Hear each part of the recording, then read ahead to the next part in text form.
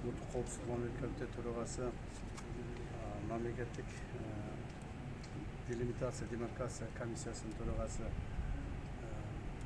Etiyen Sayın Satariç менен чогуу протокол кол койдук. Ал протоколдун негизги маанisi бүгүнкү Кыргызстан жана Тажикстан менен болуп аткан конфликтти токтотуу, мындан ары конфликттин кесепеттерин жоюу жана мындан ары конфликтке жол бербөө максатында кол коюлган протокол болду. Ал протоколдун негизинде жергиликтүү бийлик органдары күч түзүмдөрүнө жергиликтүү бийлик органдарына биринчи тапшырма коюлду жана ушулар аткарылды. Аны биз өзүбүз көзөмөлгө алып турабыз.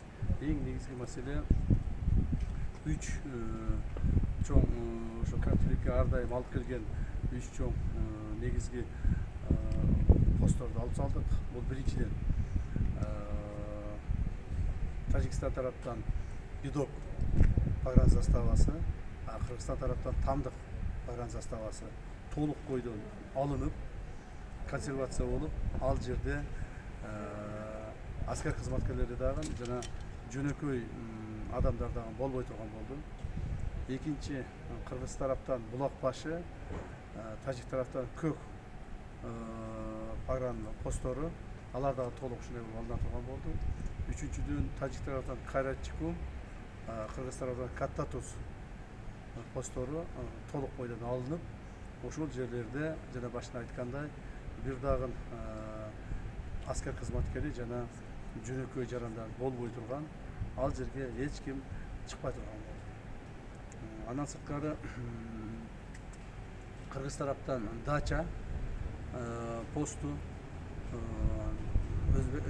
Тажик тараптан Шаршене посту алына турган болду. Ушинтип 4 пост Кыргыз тараптан, 4 пост Тажик тараптан алынып, мурдагы болуп аткан конфликттин булактарын жокко чыгарууга мүмкүнчүлүк түзүлдү. Мындан сырткары экинчи пункт менен биз дагы чечим кабыл алдык. Мамлекеттик делимитация, демаркация комиссияларынын ишин тездетүү, ошолорго импульс берип, тез аранын ичинде комиссиялар чогулуп, биригип, чек ара маселесин чечүү боюнча дагы сүйлөшүп алдык. Буюрса ушул маселелердин баарын чечебиз деген ойдобуз. Биз Кыргыз тарап протоколдо жазылган бардык пункттарга так жана